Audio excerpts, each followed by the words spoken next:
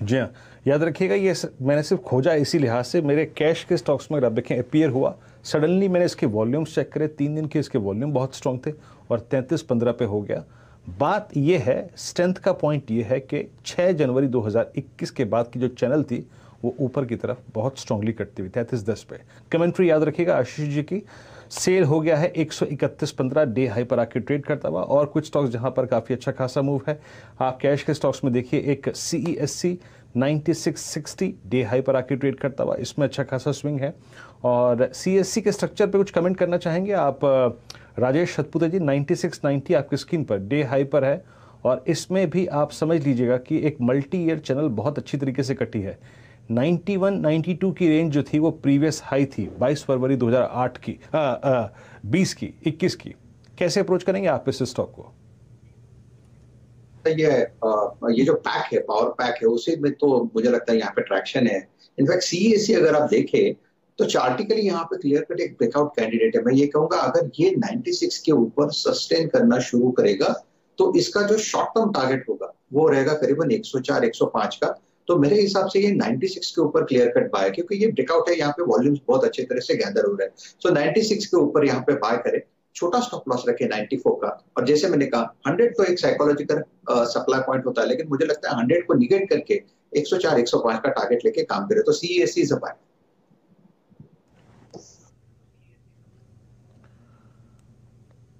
Okay, CESC आपके screen पर आप देखें 9765 पर डे हाई पर आके ट्रेड करता हुआ। कुछ स्टॉक्स जहां पे थोड़ा सा नरमी बढ़ रही है और थोड़ी सी वीकनेस बढ़ रही है। आज अमर राजा बैटरीज की जो कैंडल है, आप समझ लीजिएगा कि इसके रीसेंट पास्ट की सबसे स्ट्रॉन्गेस्ट कैंडल है रेड कैंडल, यानी वीकनेस। और आज ही की इस कैंडल में इसने अपने बहुत सारे एवरेजेस को कवर कर लिया है।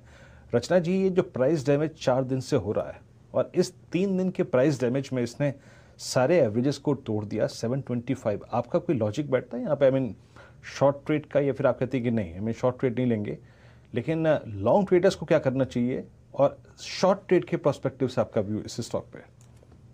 जी, शॉर्ट ट्रेड के पर्सपेक्टिव से मैं ये कहूंगी कि थोड़ा ओवर स्ट्रेस्ड है ऑन द डाउन साइड, तो अगर आप करने जाएंगे शॉर्ट तो थोड़ा लेट हो जाएंगे एंट्री के लिए और पुल बैक हमें फंसा सकता है। सो शॉर्ट नहीं करना चाहिए। इनफैक्ट अगर ये 724-25 पे फ्यूचर्स अगर 720 के आसपास से कहीं पे ऊपर जाते हुए नजर आएंगे तो शॉर्ट कवरिंग हमें एकदम से प्रॉफिट में ला सकती है। तो 720 के आसपास देखना चाहिए। जब ग्रीन कैंडल दिखाई देने लगे तो हम लॉन्ग कर सकते हैं, और सिर्फ 4 to 5 रुपीज का एसएल लगाने के बाद ऊपर वाली साइड पे हमें 10 to 15 रुपीज का टारगेट मिल सकता है फ्रॉम अ लेवल ऑफ 720।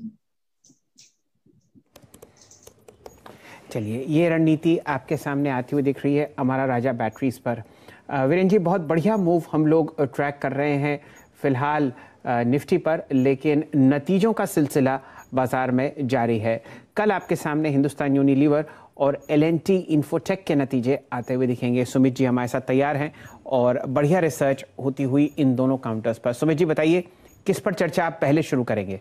देखिए, एचयूएल के साथ शुरुआत करता हूँ। ये सेक्टर का बेलवेदर बनेगा और इस सेक्टर के नंबर्स इस पूरे हफ्ते में FMCG स्पेस के साथ आएंगे। इसमें नेस्ले है, एचयूएल जैसी कंपनीज हैं जिनके नंबर्स आएंगे, और साथ साथ VST जैसी कंपनीज के भी गोइंग फॉरवर्ड नंबर्स आते हुए दिखाई पड़ेंगे। शुरुआत करते हैं एचयूएल के नंबर्स के साथ, जो अनुमान बाजार लगाकर चल रहा है कि रेवेन्यू फ्रंट पे करीब करीब 10% की एक बढ़त इस तिमाही में आ सकती है। 12,570 करोड़ रुपए का एक आंकड़ा रेवेन्यूज फ्रंट पे कंपनी इस तिमाही में दे सकती है। 2100 से 2200 करोड़ का एक आंकड़ा मुनाफे फ्रंट पर होगा। 8-8.5% की बढ़त, यानी कि 10% रेवेन्यू ग्रोथ और 8% प्रॉफिटेबिलिटी ग्रोथ की। इससे अंदाजा लगा सकते हैं कि मार्जिन में थोड़ा प्रेशर इस तिमाही में जरूर देखने को मिलेगा।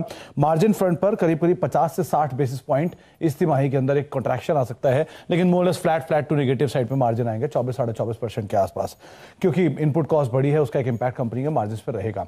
अच्छा, 2-3 चीजें सबसे अहम। पहला तो वॉल्यूम ग्रोथ, 5 से 7% की वॉल्यूम ग्रोथ रहने का अनुमान है, जो पिछले साल इस तिमाही में 1% थी। तो 1% के बेस के सामने 5 से 7% की वॉल्यूम ग्रोथ है। तिमाही दर तिमाही ये 9% के सामने 5 से 7% आएगी। तो सीक्वेंशियल बेसिस पे वॉल्यूम ग्रोथ टूटेगी, लेकिन YOY बेसिस पर वॉल्यूम ग्रोथ थोड़ी सी बेहतर आते हुए दिखाई पड़ सकती है। इसके अलावा कंपनी के लिए होम केयर बिजनेस करीब 10 से 12% के आसपास की ग्रोथ इस तिमाही में दिखा सकता है, और पर्सनल केयर करीब करीब 12 से 15% के आसपास की ग्रोथ दिखाएगा। लेकिन क्रूशियल पार्ट रहेगा कमेंट्री किस तरह की रहती है मैनेजमेंट की, और स्टॉक ऑलरेडी करीब करीब ऑल टाइम हाइस के आसपास ही कामकाज कर रहा है, 5-6% दूर है वहां से, तो एक बढ़िया तेजी इसने वैसे भी दिखाई हुई है। तो अब नजर रखनी होगी किस तरह की परफॉर्मेंस गोइंग फॉरवर्ड आती है। दूसरा नंबर आना है एल&टी टेक का।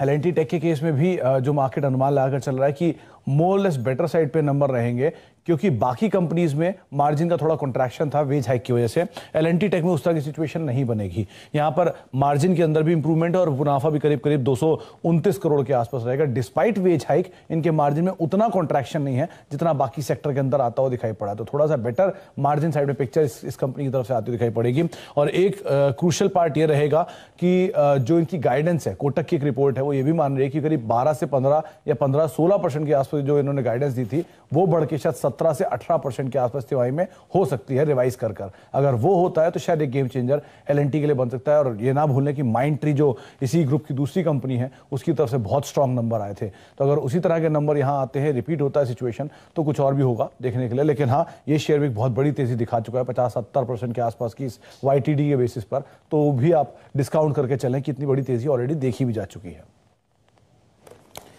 चलिए, ये रणनीति आपके सामने दोनों काउंटर्स पर आती हुई दिख रही है। सुमित जी, आप जुड़े रहिए, जरा यहाँ पर चार्ट चेक्स कर लेते हैं। आशीष चंद्रमोता साहब को एल&टी टेक्नोलॉजी सर्विसेज बहुत पसंद आता है। डायरेक्टर साहब, प्रस्तुत कीजिए इसका चार्ट। हम लोग 4846 का प्राइस देख रहे हैं स्क्रीन पर, रिकॉर्ड हाइस पर ये काउंटर कंसोलिडेट करता हुआ। आशीष जी, सिर्फ पोजिशनली बताइए, क्या लगता है आपको स्क्रीन पर एल&टी टेक्नोलॉजी सर्विसेज का चार्ट देखकर? आज वॉल्यूम 2,66,000 शेयर।